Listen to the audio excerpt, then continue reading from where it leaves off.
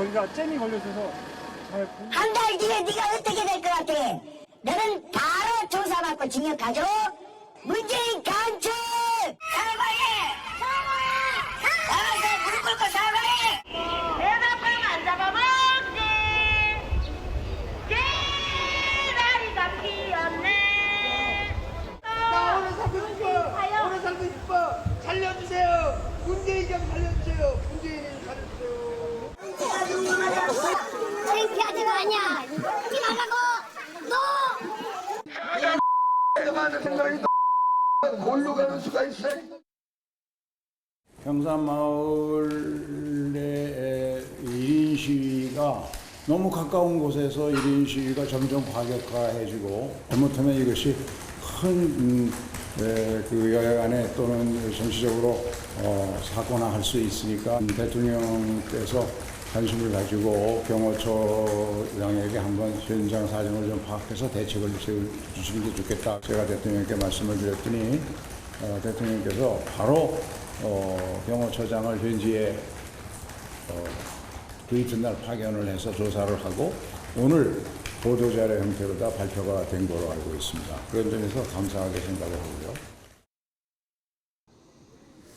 네, 오늘부터 이 문재인 전 대통령 이 사저 인근의 경호구역이 확장이 됐습니다. 그래서 300m 이내에서는 집회 시위가 금지가 돼서 집회 시위를 하던 많은 사람들이 이제 그 300m 바깥으로 이제 이렇게 이동을 했죠. 또 하지 않는 분들은 또 경찰이 또 이렇게 좀 강제적으로 좀 빼냈습니다. 국회의장단을 만나서 김진표 국회의장이 요청을 했고 대통령이 즉석에서 경호처장을 불러서 좀 확인하라라고 얘기를 했고 경호처장이 직접 이제 점검을 했습니다. 물론 경호처장은 문재인 전 대통령 말고 박근혜 전 대통령 사저 쪽도 뭐 이렇게 관리를 했다는 얘기도 좀 들립니다.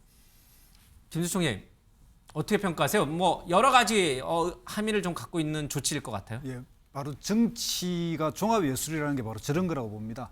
그리고 이게 협치와 여야가 대화하고 또 저런 게 잘 안 될 때는 국가 원로라든지 중진이랑 이렇게 또 국회의장이 나서가지고 저런 것 했기 때문에 그나마 이게 정치에서 극단적 대결 정치가 되고 있는 가운데 최소한의 좀 아름다운 모습을 보였다고 생각하고요. 예. 이걸 계기로 해서 정말 그 서로가 비난하고 비판하고 막 서로의 이 탓으로 돌릴 게 아니라 조금이라도 서로의 처지를 역지사지에 이해해가면 저런 아름다운 결과가 나올 수 있다고 봅니다.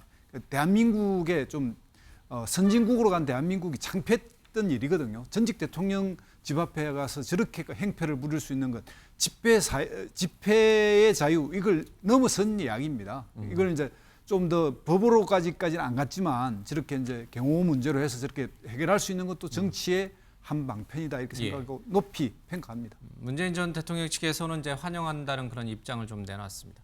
근데 사실 시계바늘 조금만 돌려보면 6월 달만 해도 이제 대통령께서는 이제 대통령실 앞에서도 시위가 허가되는데 뭐 대통령으로 해서 막을 수가 있겠느냐 뭐 그런 말씀을 좀 하셨고 야당 의원들이 특히 이제 친문계 의원들이 계속 얘기를 했지만 이제 번번이 거절하셨거든요. 근데 국회의장단을 만나서는 이제 그 요청을 수용을 하셨습니다.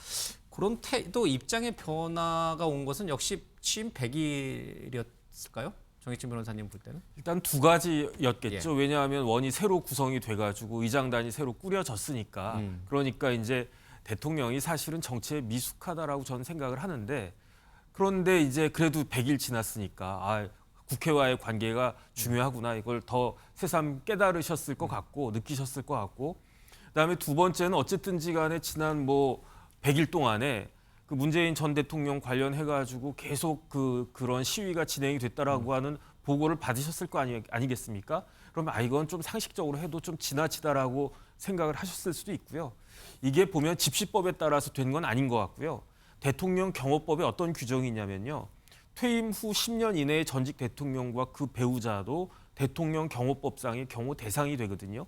그러면은 경호처장이 경호구역을 지정할 수가 있어요. 그런데 그 경호구역을 제 생각에는 100m에서 300m까지 좀 넓게 경호구역을 지정을 한 것 같고, 지정을 하라고 윤석열 대통령이 아마 이제 경호처장한테 지시한 것 같고, 해법을 찾은 거군요. 네네. 그러니까 이제 경호차장이 양산까지 내려가가지고 실태를 조금 전에 나온 것 같은 그런 아주 그 볼상사나운 그런 실태 같은 것들을 그 보고를 했겠죠. 그렇게 해가지고 경호구역이 넓게 지정이 되면 어떤 일이 벌어지냐면 그 경호구역 내에서는 질서 유지, 뭐 검문 검색, 출입 통제 이런 것들이 다 이루어질 수 있거든요. 그렇기 때문에 자동적으로 대통령 경호법에 따라 가지고 문제가 해결이 된 것 같고, 이렇게 되면은 문 대통령에게 어느 정도 선물을 주신 거 아닌가, 저는 그 생각이 들어서 조금 전에 이제 김수 총장이 말씀하신 것처럼 긍정적인 조치였다라고 판단이 이제 됩니다. 국민 통합 차원에서도 긍정적이고. 예. 저, 근데 이제, 저 부분은 정말 앵커께서도 여쭤보셨지만 약간의 상징적인 의미가 좀 있어요. 그러니까 뒤늦었지만 대통령 윤석열 대통령이 그 자리에서 건의를 어떻게 보면 건의를 수용하여 현장 확인 후에 조치를 취했다. 울타리까지로 했던 울타리부터 300m니까 완전히 저는 이제 어떤 뭐 큰 마이크로 틀어도 확성기를 틀더라도 잘 안 들리겠죠. 그나마 좀 평온을 찾을 것 같은데, 여기에 대해서는 사실은 야당 측에서 좀 더 평가를 잘 해줘야 돼요. 이게 사람의 심리라는 게 대통령도 마찬가지예요. 아, 이렇게 한마디 하니까 야당 의원들도 좋아지네, 언론도 평가가 좋네 하면 마음이 누그러지고 강경한 태도가 사라진다니까요. 사실 그게 중요해요. 작은 문제지만. 민주당 대변인 신영일 대변인도 감사하다 이런 논평을 그러게 했어요. 좀 더 이런 건 그래야 대통령도 와봐. 맞아. 야당하고 참 더 잘해야 되겠지. 이런 생각을 갖게 되는 지점이 생기는 거예요. 저는 그래서 무조건 언론이나 야당에서도 이런 거는 잘했다는 것은 박수를 좀 더 세게 쳐달라는 부탁을 감히 드리고 싶어요. 참 오랜만에 훈훈한 뭐 이렇게 하도 이제 살벌하게 막 서로가 이제 서로를 비판적으로 이제 강하게 했는데 오랜만에 아주 훈훈한 소식이었던 것 같습니다. 이런 뉴스 좀 많이 나왔으면 좋겠습니다.